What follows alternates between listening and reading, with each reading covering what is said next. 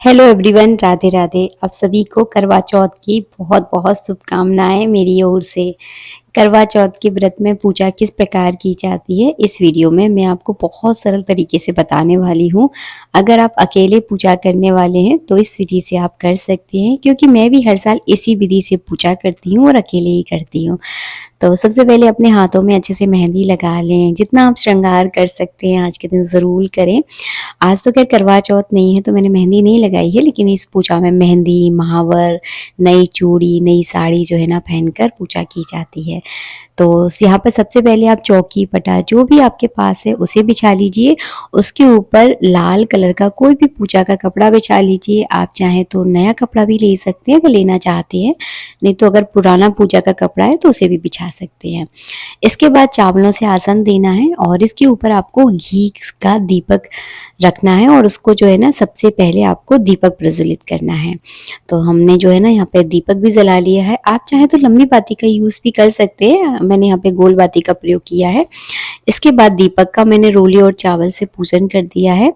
पूजा में इस तरह से मिट्टी का करवा और एक मीठा करवा मिलता है। तो आपको क्या करना है, सबसे पहले मिट्टी वाले करवे पर इस तरह से आपको कलावा लपेट देना है। दो करवा पूजा में रखे जाते हैं, एक तो पार्वती माता का होता है और दूसरा हमारा खुद का होता है। तो यहाँ पे जो है ना मैंने करवे के ऊपर इस तरह से स्वास्तिक बना लिया है। अगर आपको भूखे प्यासे, देखिए कई लोगों पर पूजा नहीं होती है, तो आप सिंपल एक रोली की कुमकुम का तिलक भी इस कलश पर लगा सकते हैं।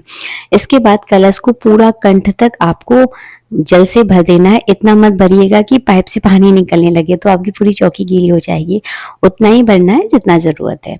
इसके बाद क्या करना है, पाइप के जो अनमुह होता है ना, पाइप लगा हुआ है जिस कलश में, उसमें जो है ना इस तरह से आपको सीके लगा देनी है। अगर आपके यहाँ सीके लगाई जाती है तो लगा दीजिए, नहीं लगाई जाती तो कुछ नहीं करना है। उसके बाद कलश के ऊपर फल या मिठाई रखी जाती है, तो मैंने एक सेब रख दिया है। दूसरा करवा पार्वती माता का यानी करवा माता का होता है, तो इसके ऊपर जो है ना मैंने कुमकुम से तिलक कर दिया है।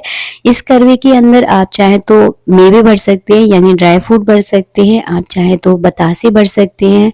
अगर कोई मिठाई है तो उसमें मिठाई भी आप भर सकते हैं, और कुछ भी नहीं है तो उसमें शक्कर भर दीजिए आप, सबसे बढ़िया। तो उसमें कुछ ना कुछ खाने पीने की चीजें भरी जाती हैं, नमक वाली नहीं, मीठी वाली। इसके बाद मैंने करवा माता का ध्यान किया है और सब पर जो है ना इस तरह से मैं चार चार बार जो है ना जल चढ़ाती हूँ। गणेश जी के नाम का भी आपको जल चढ़ाना है, क्योंकि जो आप सामने करवा माता का पोस्टर देख रहे हो इसमें गणेश जी स्थापित है, तो आपको अलग से गणेश जी की स्थापना करने की आवश्यकता बिल्कुल भी नहीं है। सब पर मैंने जल चढ़ा दिया है। साथ ही साथ आपको जो हमने दो करवे रखे हैं इनका भी आपको जरूर पूजन करना है, तो मैंने दोनों करवों पे जल चढ़ाया है। करवा माता पे मैंने कलावा रूपी वस्त्र अर्पित कर दिया है। आप चाहें तो चुन्नी भी उड़ा सकते हैं अगर आपके पास है तो, मेरे पास नहीं थी तो मैंने कलावा रूपी वस्त्र अर्पित कर दिया। उसके बाद सबको मैंने कुमकुम से इस तरह से तिलक कर दिया है। दोनों करवों पर भी आपको कुमकुम से तिलक करना है, चावल चढ़ाने हैं, पुष्प चढ़ाने हैं। करवा माता के साथ साथ जो है ना आपको इन कर्मों का भी पूजन करना है, तो इस तरह से फूल चढ़ा दीजिए। अगर आप माला लेकर आए हैं तो आप माला भी पहना सकते हैं। इसके बाद आज के दिन पान भी चढ़ाया जाता है। अगर आप पान लेकर आए हैं तो आप पान जरूर चढ़ा दीजिएगा। मेरे पास नहीं थे इसलिए मैं नहीं चढ़ा पाई। इसके बाद जो है ना आपको इत्र लगाना है, क्योंकि पूजा में इत्र बहुत ज़रूरी होता है।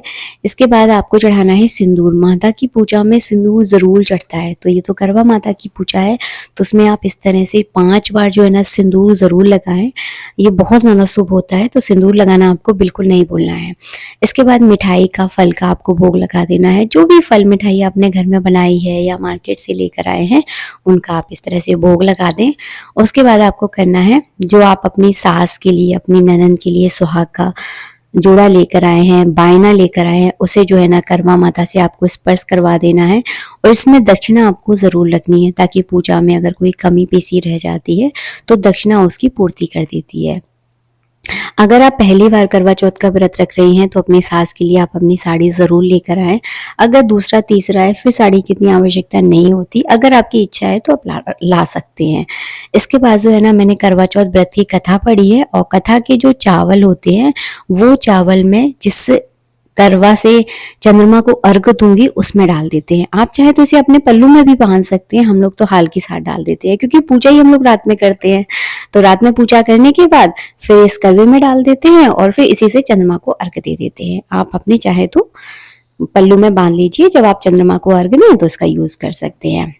इसके बाद करवा फेरा जाता है। तो अगर आपकी सहेली आपके साथ पूजा कर रही है या आपके परिवार के सदस्य अगर आपके साथ पूजा कर रहे हैं तो उनके साथ आप इस तरह से करवा फेर सकते हैं।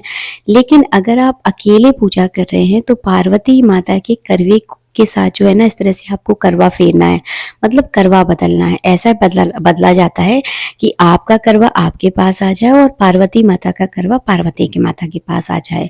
तो इस तरह से आपको करवा फेरना है। उसके बाद जो है ना, आपको आरती कर देनी है।